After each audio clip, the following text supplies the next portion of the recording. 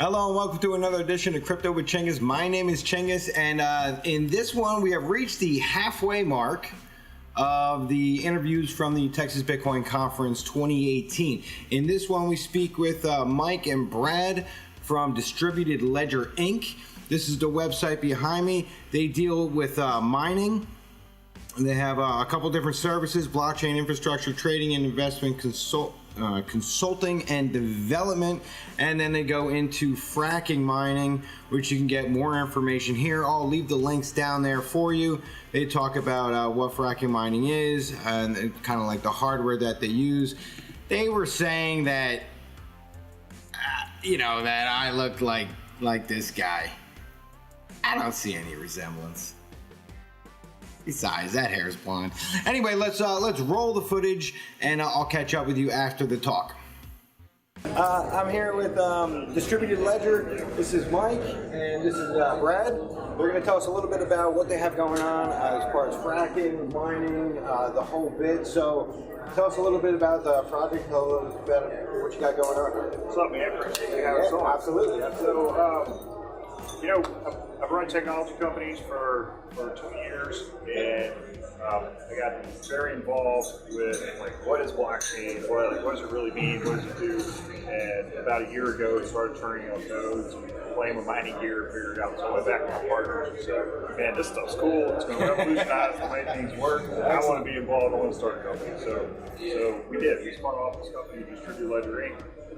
Our goal as a company was to run our entire company, all of our operations, all of our development off of generating crypto assets ourselves. We've done that for a year.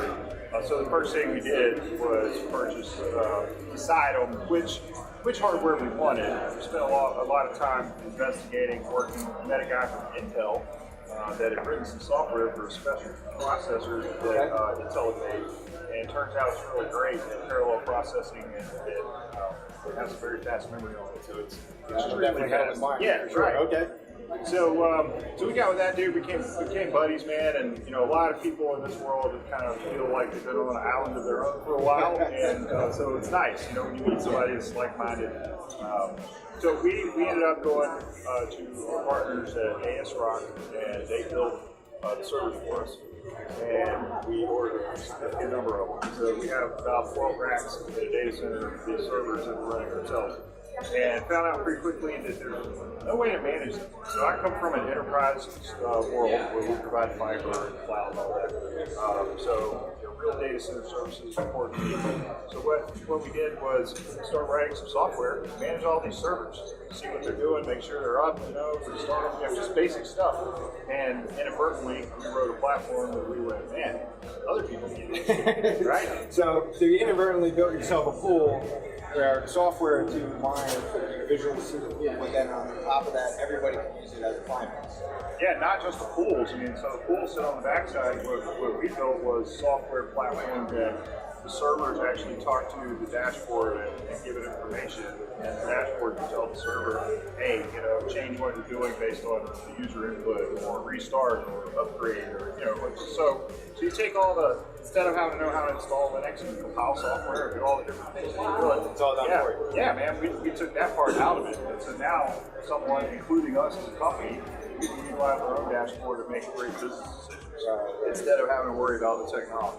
That's fantastic. Well, let's zoom in a little bit over here. Show us a little bit about what you got going on there, and then we'll talk about the hardware. What we got on here is the dashboard that we wrote. This allows you to, like you're saying, make quick business decisions and change what you're mining and stuff. Got some statistics. You can see the hash rate by what you're mining. The groups are sort of a way to visualize a set of miners that you want to do a certain thing. So a group would be maybe a pool that you're pointing at, and an algorithm you're using, and then a nickname you want to give it or something like that. So you can have 10 miners in this group pointing at a Loki pool, mining Loki with XN heavy or whatever. And yeah, that's pretty much it. We have this miners page too. This is where all the actual management happens. He's going to get that open right now. Yeah, so with this page, you can actually do this edit group, and you can switch. If you have a low-key miner group, point at a low-key pool. You have a Haven miner group, point at a Haven pool. So you can just edit group and swap it over. And the next time the miner checks in with the API, it'll say, "Hey man, your state's off. You need to update to this." That's easy. And that's it. It's Now we did speak yesterday about upgrades, and this would be the same window, and it's just as easy as hitting stop, doing an upgrade to it. An upgrade button right here. Actually, it might be on some of the miners right now. It depends on how often they've been upgraded right now. But yeah, so and what happens then is you hit the update button. It says it rectifies that with the API. It sets the state in the database. Says, "Hey man, you need to update." And the next time the miner checks in, it says it needs to update. Sees it. Doesn't get any easier than that. That's fantastic. Yeah, it reboots it, does it. Yeah. Very good. You can manage individual servers, miners, or you can manage the groups. So here, an end user or a tech company, whoever's doing the mining, could add a group, and it could be automatic mining group. It could be Monero mining. It could be, we have low-key Haven and Monero in here.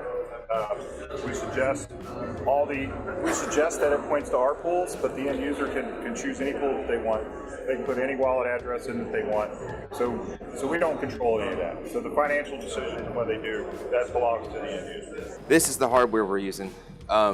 This right here is the fracking miner. It has 4 Xeon Phi processors in it. They are the bootable processors. Yep.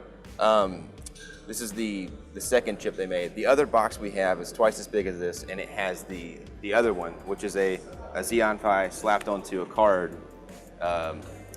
And that box has 10 Xeon Phi coprocessor cards in it. And this box gets about 13,000 hashes a second on Kryptonite Heavy, and the other box gets about 30,000 hashes a second on Kryptonite Heavy. So it's pretty heavy. Yeah. That's fantastic. Now those are built from the ground up, and that's using those Intel chips that you were talking about earlier, Mike. Right. So our partner, AS Rock Rack, builds the servers for us.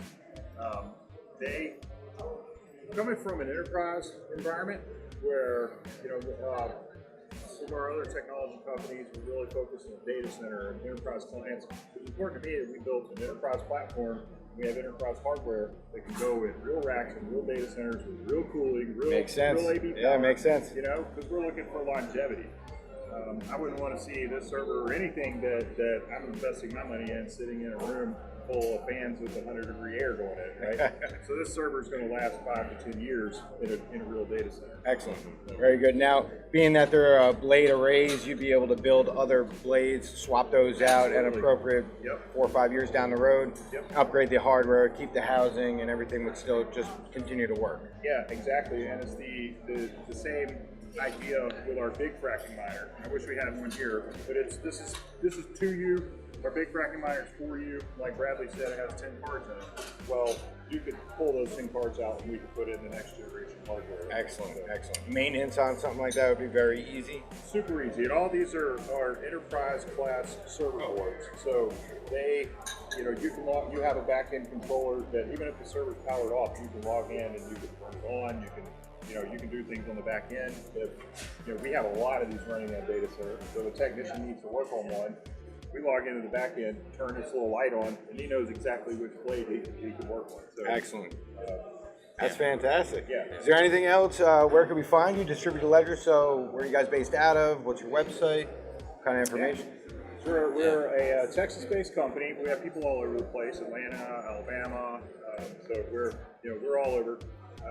Our website is distributedledgerinc.com, and then our platform product is thefrackingminer.com. It's fantastic. Well, thank you so much for your time. Yeah, really good to meet you. appreciate it. Yeah, Appreciate Thank it. you very much. All right, excellent. All right, and we're back. So I hope you enjoyed that conversation I had with Mike and Brad about fracking mining, about their hardware. We went in a little bit about the software, some of the services that they provide. So, if you're interested, I'll have all the links below. You check them out at your heart's content. Like I said, this is 5 of 10. So, quick math tells me there's 5 more. So, I am working on the editing.